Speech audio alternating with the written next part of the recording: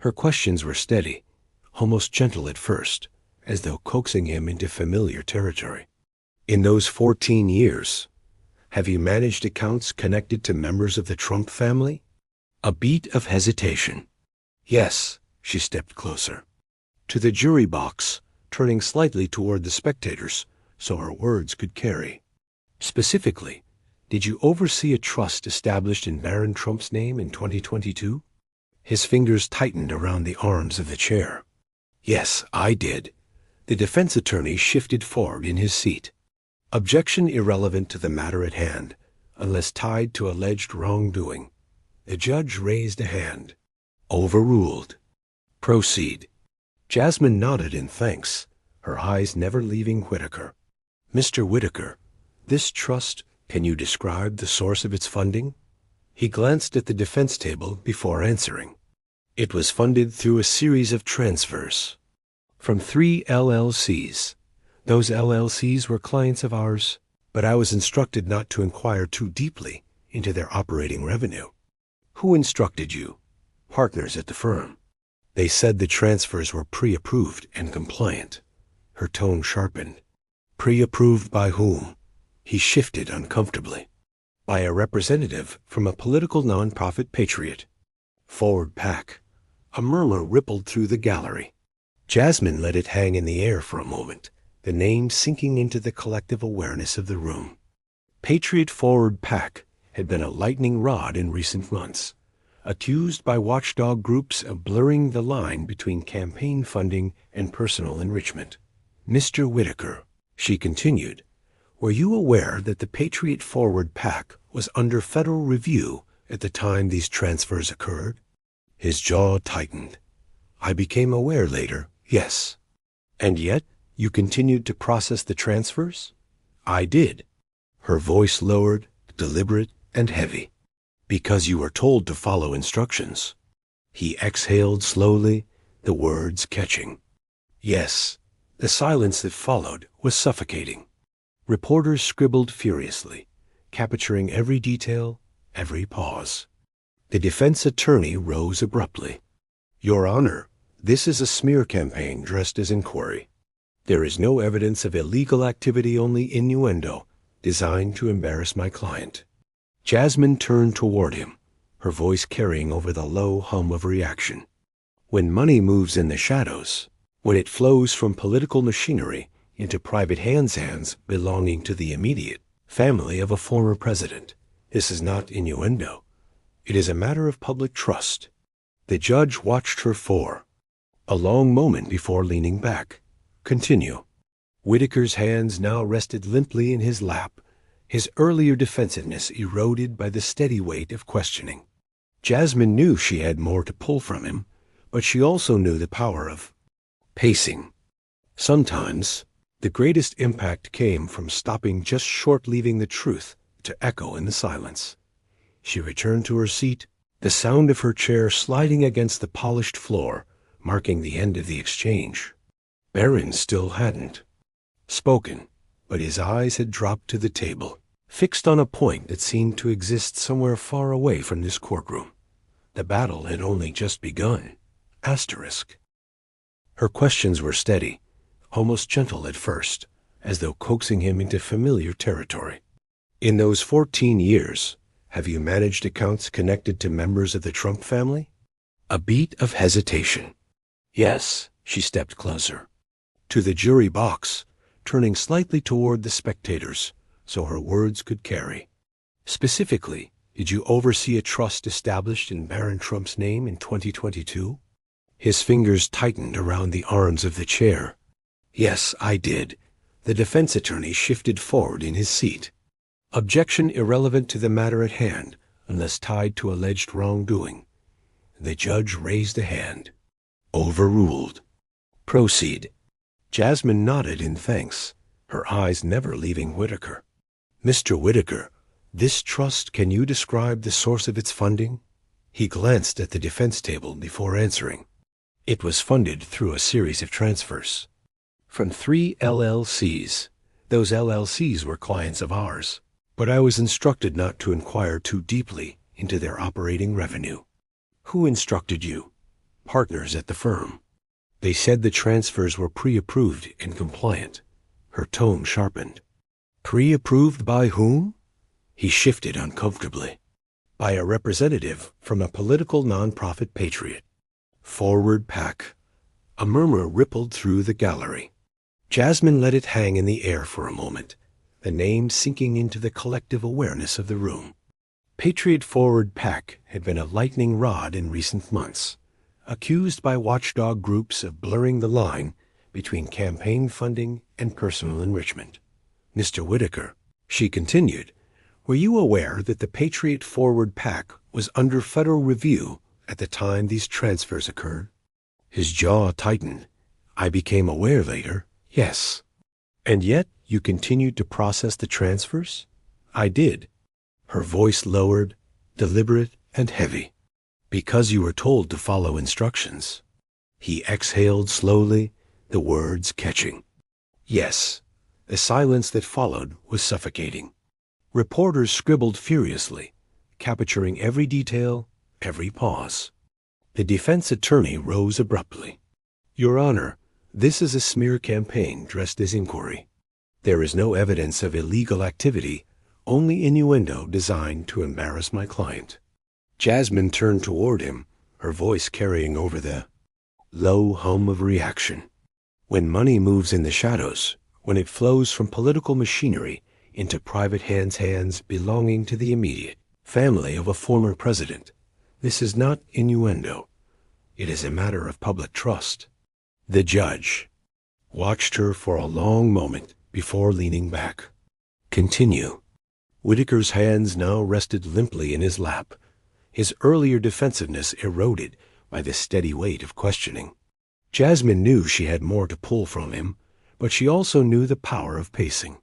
Sometimes the greatest impact came from stopping just short, leaving the truth to echo in the silence. She returned to her seat, the sound of her chair sliding against the polished floor, marking the end of the exchange. Barron still hadn't spoken, but his eyes had dropped to the table, fixed on a point that seemed to exist somewhere far away from this courtroom. The battle had only just begun. Asterisk. The hearing adjourned briefly for a recess, and the buzz of conversation spilled into the corridors like a released current. Outside the courtroom, the polished marble walls reflected clusters of aides, reporters, and curious onlookers.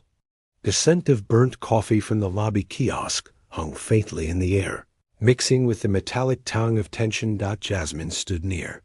A tall window, her arms crossed loosely over her chest as she watched the street below. The crowd outside had grown protest signs, camera crews, and police barriers lined the sidewalk.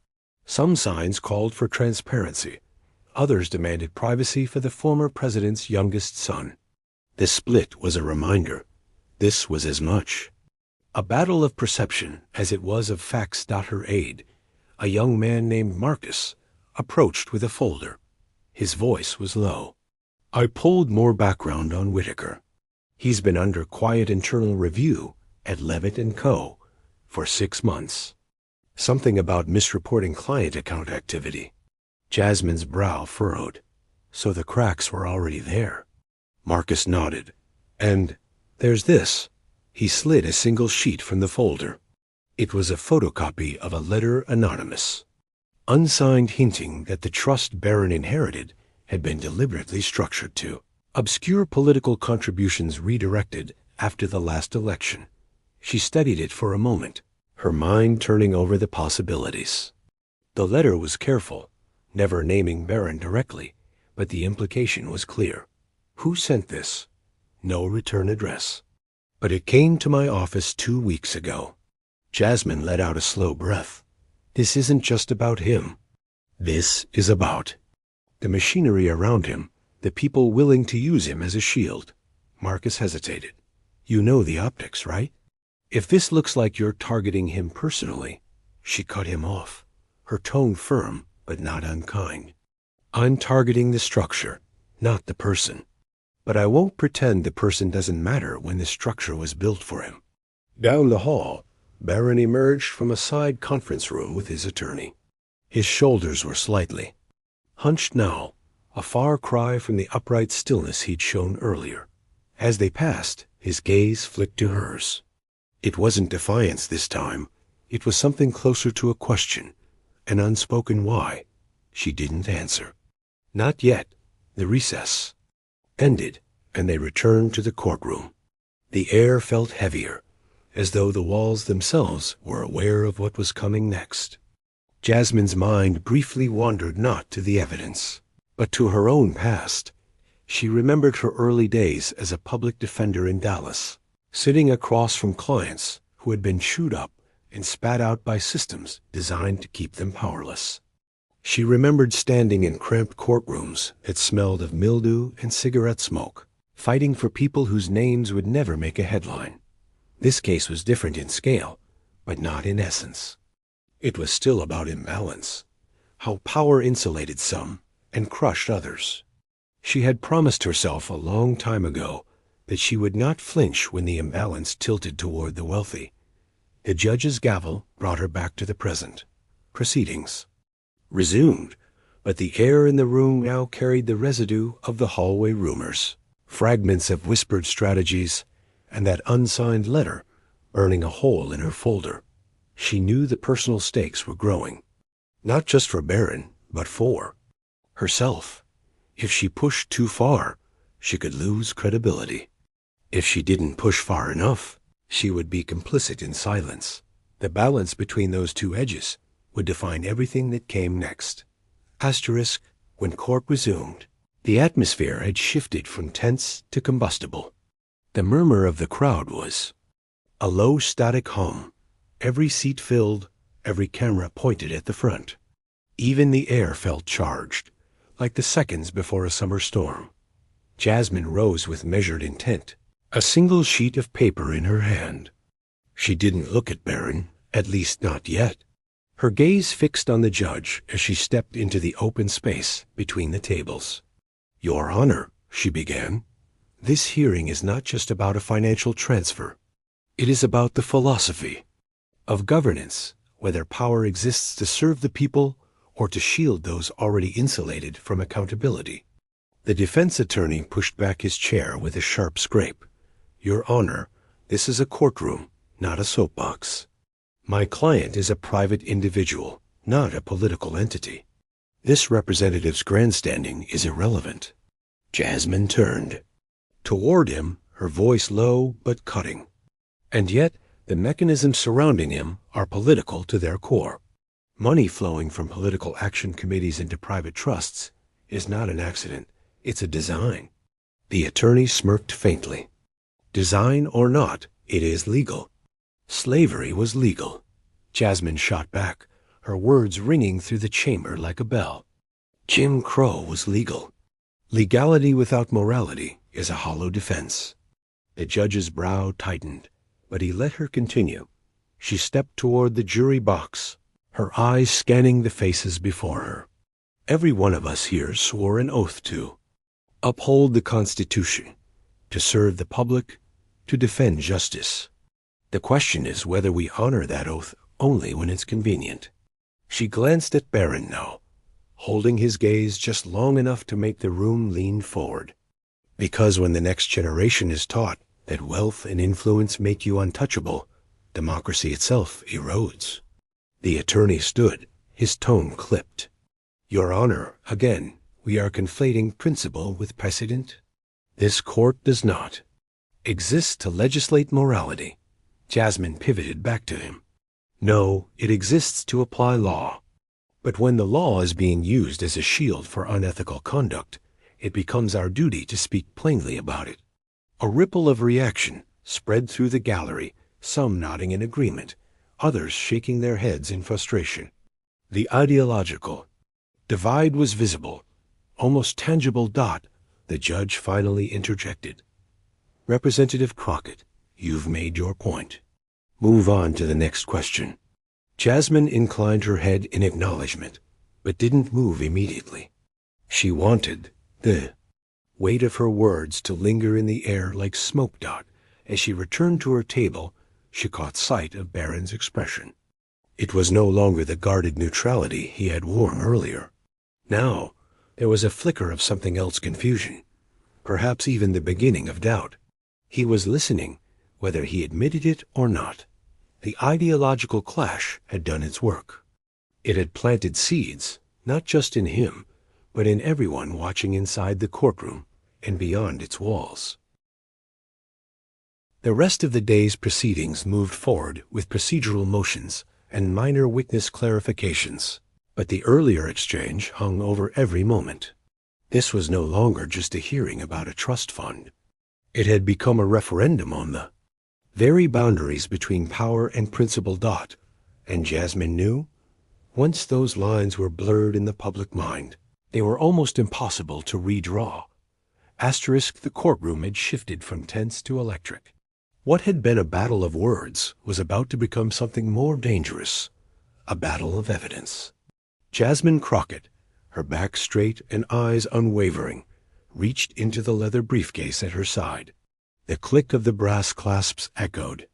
Like the cocking of a gun, every pair of eyes followed her hands. Across the aisle, the DeSantis allies' smirk faltered. It was the kind of falter that wasn't meant for public view. A split-second twitch of the jaw, the kind of involuntary micro-expression you see when someone's fight-or-flight instinct is triggered. Your Honor, Jasmine began, her voice even but charged. The defense has repeatedly claimed there is no tangible link between my client's loss of funds and the actions taken by Mr. Whitlock and his associates.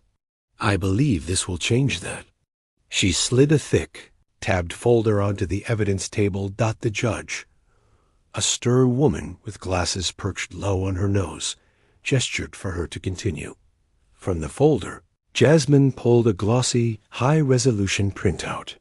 It was a photograph, time-stamped, showing Whitlock at a closed-door meeting with two known political operatives who had been under investigation for fraudulent campaign disbursements. This image, Jasmine said, pacing slowly, was taken 3 days before my client's bank accounts were mysteriously flagged for fraud, a flag that was later revealed to have been initiated through a private back-channel request from a political donor to a state official. The room stirred. Someone in the gallery whispered, "That's him right there." Whitlock's lawyer jumped to his feet. Objection. This so-called evidence has no proven chain of custody, and even if it did, it's overruled. The judge said sharply, "Ms. Crockett, proceed." Jasmine didn't break her stride. She laid down more photographs, each one a piece of a puzzle that, when viewed together, spelled conspiracy. There were email printouts with subject lines that read like confessions. Stopping the leak. Funds frozen, success. Make sure she stays quiet. Your Honor, Jasmine said, and metadata on these emails has been verified by an independent cybersecurity expert. The IP addresses trace back to devices used in Mr. Whitlock's personal office. This is not a coincidence. This is coordination. The gasps were louder now. The press row scribbled furiously. Cameras clicked like a drumline. Whitlock's composure cracked. His hand went to his tie, loosening it as though the very air in. The courtroom had become thicker. The judge glanced at him, then back to Jasmine. You're suggesting a direct, deliberate act of political retaliation.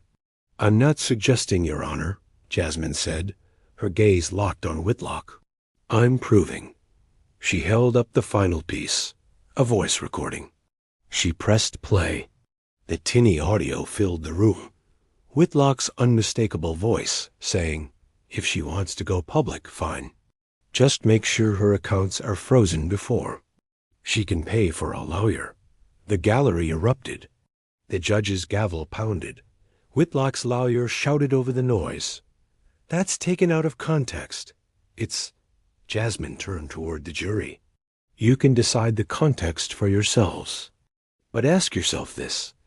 Why would a man who claims to have done nothing wrong speak of silencing an opponent before they even had a chance to speak? The silence that followed was different this time.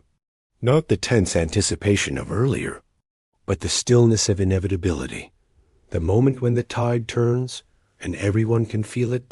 In that instant, Whitlock realized what the rest of the room already knew.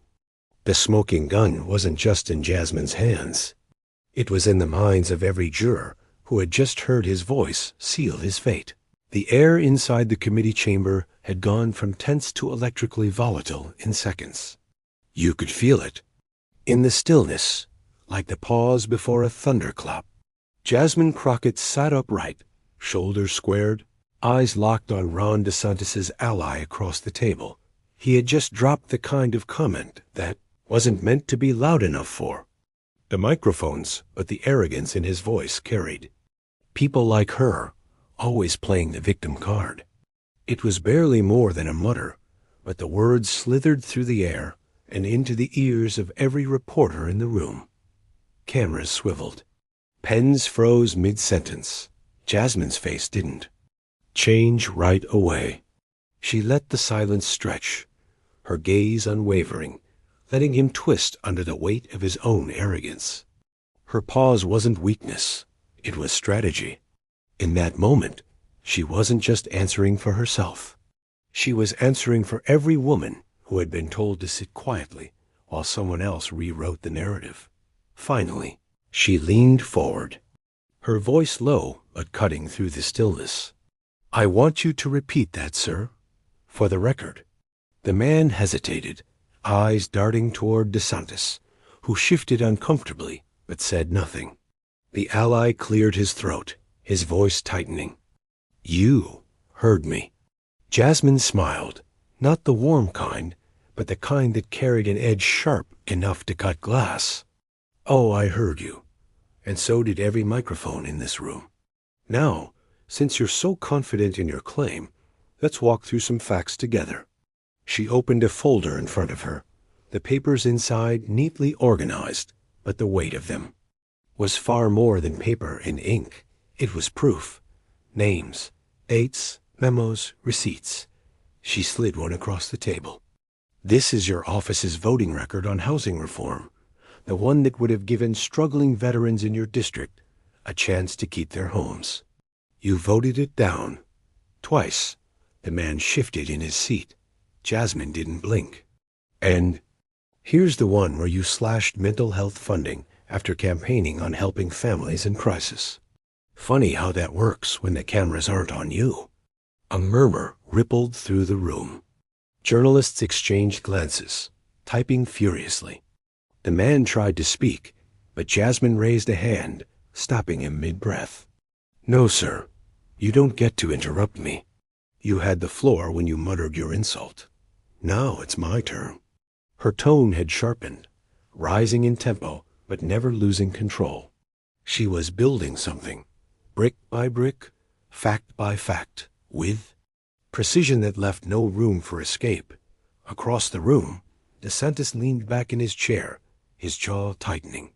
He could see where this was headed, but stepping in would mean owning the words his ally had just spoken. Staying silent, however, meant letting the fire spread. Jasmine turned toward the cameras.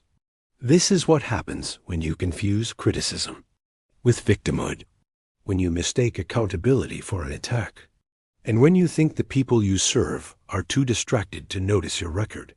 The crowd behind her erupted into applause, breaking the chamber's formal decorum. Security shifted uneasily. The man across from her was flushed now, his carefully rehearsed confidence crumbling. Jasmine gathered her papers slowly, as if she had all the time in the world.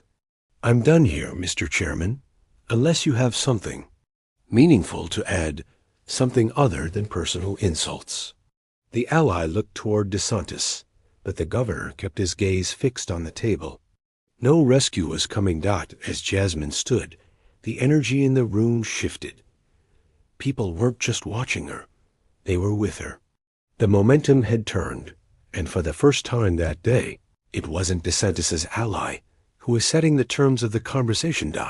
It was Jasmine. And she knew it. Asterisk, the moment was electric, the kind of tension that felt like it could snap the air in half.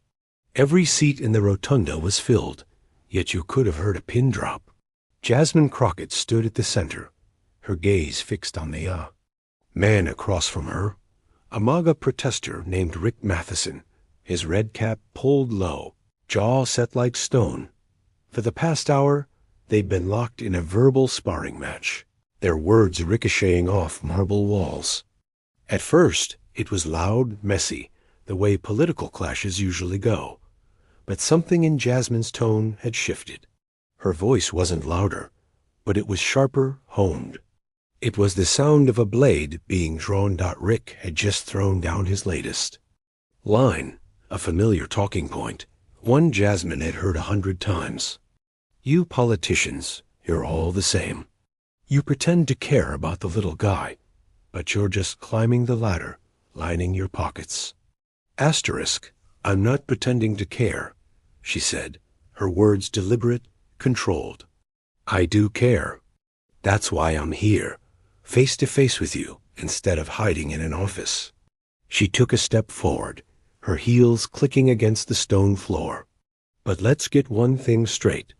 Caring doesn't mean I'm going to agree with every opinion you throw my way just because you're shouting it. Rick's eyes narrowed. So you think you're better than me? No, she replied, voice steady. But I do think I have a responsibility to challenge you when you're wrong. That's my job. That's leadership. There was a murmur. From the crowd, not the usual cheer or boo, but something quieter. Leaning in, listening, Jasmine didn't let the pause break her momentum. She reached into her bag and pulled out a stack of printed news clippings. They were receipts, literal, tangible evidence. Reports of policy votes, funding allocations, statistics on housing and education in her district. She handed them to Rick, who hesitated before taking them. You keep telling me nothing changes, she said, but here's a list of every initiative I've fought for in the last 2 years. Not speeches, actions. Look at them. Tell me I've done nothing. Rick glanced down at the papers, and for the first time, his voice faltered. I didn't know about some of this. Of course you didn't, she replied, a note of frustration slipping in. Because people like the ones funding these protests don't want you to know. They need you angry, not informed. An informed citizen asks questions. An angry one just follows orders. The rotunda buzzed now. Some clapped softly. Others exchanged glances that said she's got a point. Even those who didn't agree with her couldn't deny the control she had over the room. Rick straightened, his face still stubborn, but there was a flicker, small but undeniable, of doubt in his eyes. Jasmine caught it and pressed forward. We can shout at each other all day, Rick, and maybe that makes for good TV. But what this country needs isn't more shouting. It's more truth. So I'm asking you, not as a politician, but as a fellow American, what matters more to you, winning an argument or actually fixing the problem? The silence that followed was different from before. It wasn't tense. It was heavy. The weight of a question that couldn't be answered with a slogan. Rick didn't respond immediately. His fingers tightened around the stack of papers. And for the first time that day, his shoulders dropped, just slightly, as if the armor he'd been wearing had cracked. The crowd knew it. Jasmine knew it. This wasn't the end of their fight. But it was the first sign that the tide was turning. Asterisk, the gallery's murmur swelled as Jasmine Crockett rose from her seat, a quiet but undeniable authority in her posture. She didn't rush. Every step toward the center of the courtroom seemed calculated, her heels clicking in a steady rhythm that matched the pounding anticipation in the room. On the stand sat Brad Kavanaugh, the governor's longtime political ally and key witness for the defense. His reputation was ironclad until today. Jasmine stopped just a few feet from him, tilting her head as if sizing up an opponent before the first punch. Mr. Kavanaugh, she began, her voice smooth but edged with steel. You testified that you were present at the March 14th meeting with the governor and his advisors, correct? Yes, Brad replied, his tone clipped.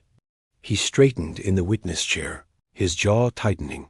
"And you've stated, under oath, that no promises, no quid pro quo, and no discussions of campaign contributions occurred in that meeting?" "That's correct." Jasmine allowed the silence to stretch for just a beat too long.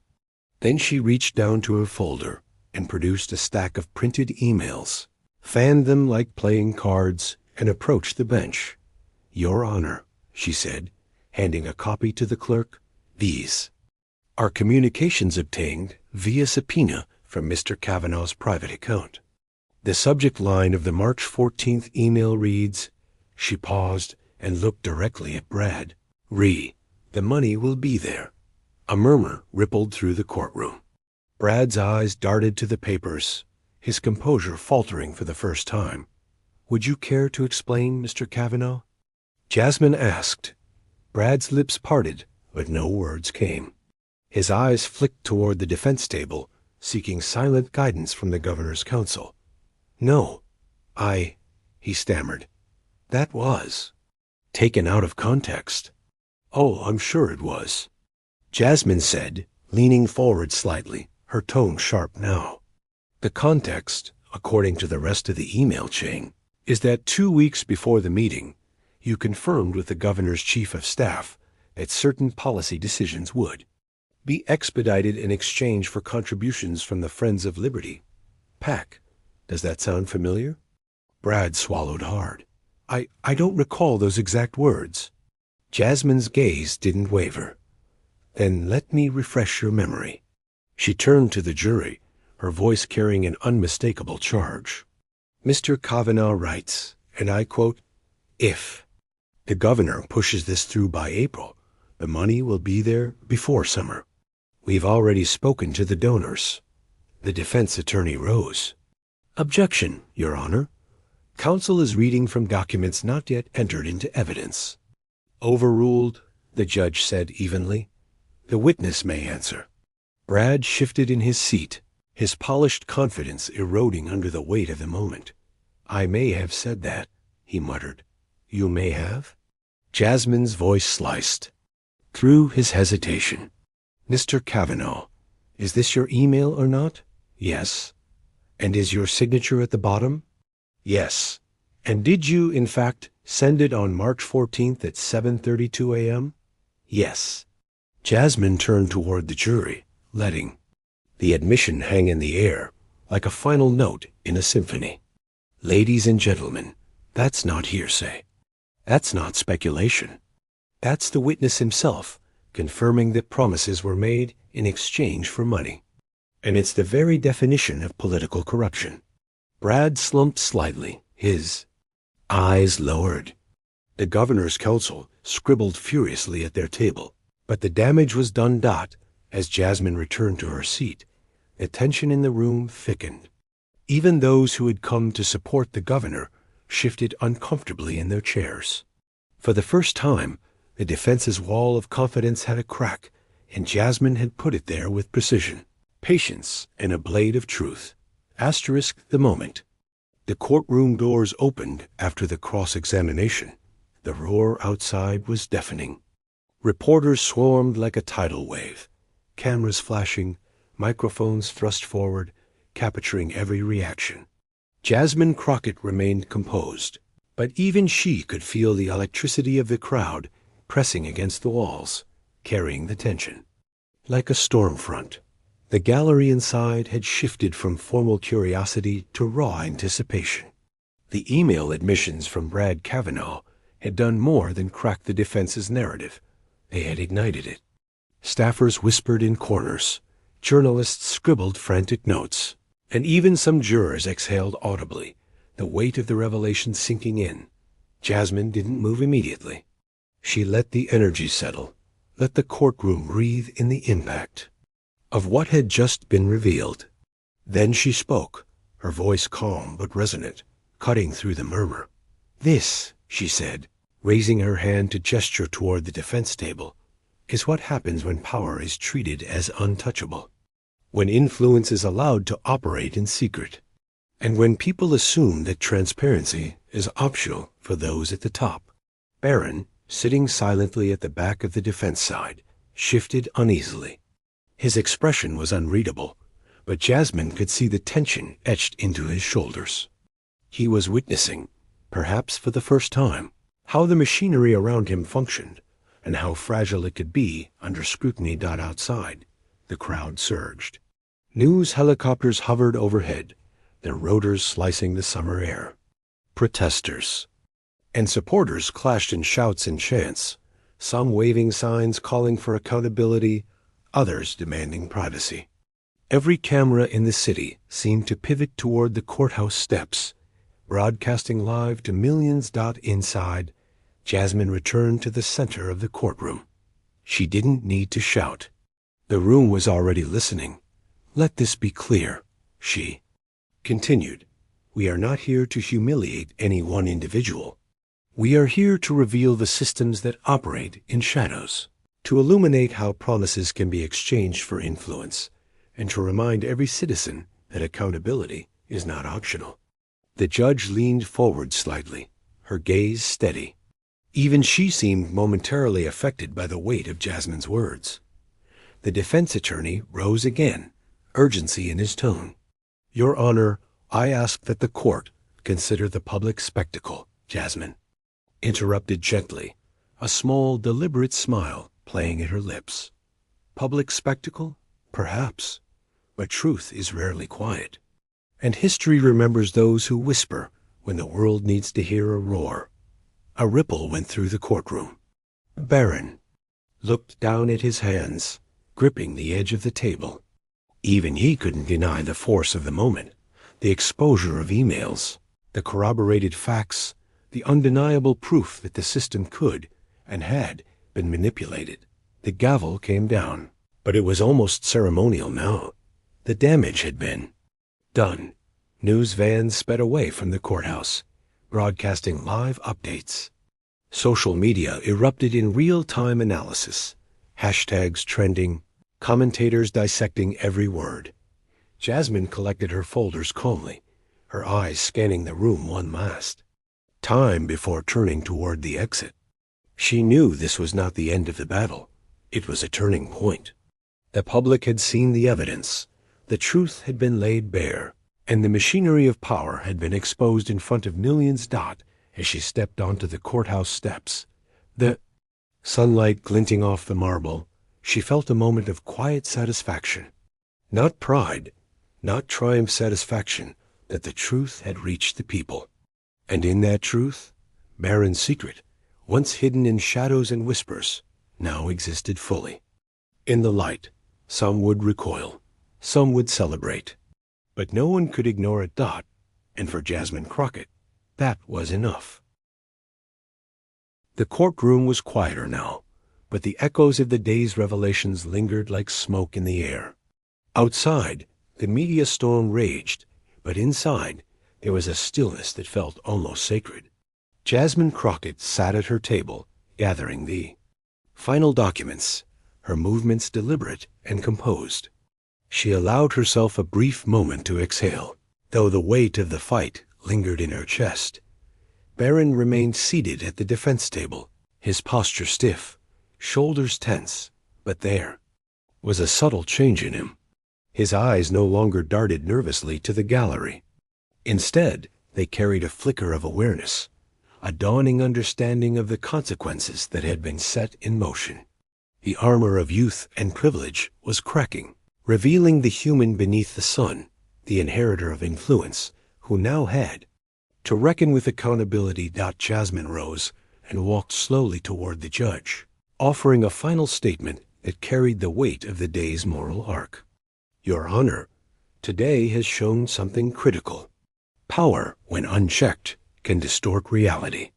Influence, when hidden, can harm the very citizens it purports to serve. But transparency has a way of finding the light, no matter how deeply buried." She returned to her seat, letting the words sink in. The gallery was silent, the audience transfixed not by spectacle, but by the gravity of truth unveiled. The defense attorney fidgeted, aware that the narrative had shifted irreversibly. The pretense of control had slipped, replaced by the hard, undeniable facts that now dominated the courtroom's moral landscape. Barron finally spoke, his voice quiet, almost hesitant. I didn't know it would get this far." Jasmine looked at him, her expression measured. "None of us ever do, until the consequences of secrecy and inaction catch up. But knowing now, you have a choice. You can be complicit, or you can choose accountability. That choice defines more than your public image. It defines who you are." He nodded slowly, eyes lowered, absorbing the gravity of her words. It wasn't a public confession, not yet, but it was the first crack in a facade that had been meticulously maintained for years. Outside, the press continued their frenzy, broadcasting the unfolding story in real time. Yet the moment of poetic justice wasn't in the cameras or the headlines, it was in the moral clarity achieved within the courtroom. The evidence had been laid bare, the mechanisms of influence exposed, and the audience, both in the room and across the nation, had witnessed a reckoning that could not be ignored. The judge finally addressed the room, her gavel quiet but firm. "Let this serve as a reminder. The law exists not just to punish, but to reveal, to clarify, and to protect the public trust. The court will adjourn with the understanding that accountability begins with transparency." As the crowd slowly dispersed, Jasmine stepped onto the courthouse steps, letting the sunlight wash over her face. She inhaled deeply, feeling the weight of victory tempered by responsibility. Justice, she knew, was not always immediate, but it was durable when pursued with precision, integrity, and courage. Barron emerged from the courtroom moments later, flanked by attorneys, yet he moved differently, now less guarded, more aware. Whether he would fully embrace accountability remained to be seen. But for today, the truth had won. Jasmine turned to the cameras, reporters, and the waiting world. She did not shout, did not dramatize. She simply stood, letting the moral clarity of the moment resonate. The exposure of Barron's secret was complete, and the systems that enabled it had been illuminated. In the end, justice wasn't about personal vindication. It was about shining light into shadow, ensuring that influence and secrecy could not escape scrutiny. And for Jasmine Crockett, that was more than enough. It was a victory for principle, for truth, and for every citizen who depended on both. The courthouse steps emptied. The sun dipped low, casting long shadows across the marble. But the impact of the day, the lessons, the revelations, the moral clarity would linger far longer. And in that lingering truth, poetic justice had been served. The courtroom doors closed behind the last of the spectators, leaving a hushed emptiness that was almost reverent. Jasmine Crockett lingered at the center aisle, surveying the now quiet chamber. The echoes of raised voices, urgent questions, and rapid-fire revelations still hung in the air, like the fading reverberations of a THUNDERCLIP. Outside, the world had already begun to react. News outlets dissected every word, every admission, every subtle inflection. Social media feeds exploded with clips from the hearing, hashtags trending within minutes, and analysts debating the implications. But inside, there was something quieter, deeper, a recognition that the events of the day would have ramifications far beyond the courthouse steps. Barron Trump emerged, walking slowly, his expression sober, measured. The youthful defiance that had been visible in earlier chapters had been tempered by exposure. He didn't speak much, but his eyes betrayed a dawning comprehension. Secrecy and influence had limits. Even privilege could not insulate one from scrutiny when truth was pursued relentlessly. Jasmine watched him from across the room. She didn't approach. There was no need. The point had been made. Sometimes the power of truth was louder than any confrontation, sharper than any accusation. The very act of holding the system accountable had reverberated, leaving its imprint on everyone present. Her aide, Marcus stepped up quietly, handing her a folder of updated briefs and media reports. "The coverage is overwhelming," he said, a mixture of awe and disbelief in his tone. "Every major outlet, every major social platform your points are trending nationally." Jasmine took the folder, but didn't immediately open it. She allowed herself a rare moment of reflection. "It's not about trends," she said softly. "It's about accountability. About showing that even those who think themselves untouchable are accountable to the law, to the public, and to history." The judge lingered near the bench, nodding slightly as she approached Jasmine.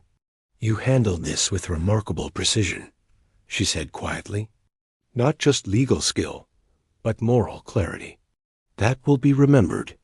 Jasmine inclined her head, her expression calm but resolute. "It's not about being remembered, Your Honor. It's about ensuring that those who are meant to serve the public do so honestly, and that when they fail, someone is willing to shine a light." Outside, the courtyard was still crowded. Reporters shouted questions, cameras rotated, and citizens lingered on the marble steps, trying to process what they had witnessed. Some cheered, some argued, some simply stood in silence, digesting the scope of the revelations. Barron walked past the chaos, flanked by aides, yet he seemed different, slightly more aware of the weight that public life carried. He glanced back once at the crowd, and there was a subtle nod, an acknowledgement of the scrutiny and responsibility that had been thrust upon him. Jasmine, standing on the courthouse steps, watched the city pulse around her. The wind stirred papers. At her feet, a quiet reminder that truth, like wind, cannot be contained. The fight was never over. There would be more hearings, more challenges, more attempts to obscure the light. But the precedent had been set. Exposure had power. Accountability had teeth. She finally turned to leave, her silhouette framed by the fading sunlight glinting off the marble columns. Every step down the stairs felt deliberate, heavy with significance. The story would continue to unfold in courtrooms, newsrooms, and living rooms across the nation. Yet in that moment, justice, principle, and the relentless pursuit of truth had claimed their victory. And as she disappeared into the city streets, one thought lingered. Power could be hidden, influence could be wielded, and secrets could be buried, but when met with unwavering integrity, they would always find the light. The echo of that light would ripple far beyond this courthouse. The courtroom, now emptied of most spectators, held a quiet gravity. The echo of gavel strikes and shouted objections lingered like the last chords of a symphony. Jasmine Crockett remained standing near the center aisle, letting the silence stretch, savoring the weight of the day. She had exposed the mechanisms of secrecy, corruption, and influence, and the impact was palpable inside the room, outside on the streets, and across the nation. Barron Trump moved past the defense table with a slower, more measured pace than before. The youthful defiance he once carried seemed diminished, replaced by a cautious awareness of the consequences now laid bare. He glanced back briefly at the gallery, absorbing the enormity of public scrutiny he could no longer avoid. Even for someone accustomed to privilege, this was a lesson in accountability and transparency he could not escape. Jasmine collected her folders, her movements deliberate, her composure unbroken. Marcus, her aide, handed her a stack of media reports. The coverage was overwhelming. Headlines scrolling across televisions and hallways, live streams from news vans circling the courthouse, social media feeds erupting with clips and commentary. But Jasmine's focus remained sharp, her mind fixed on principle rather than spectacle.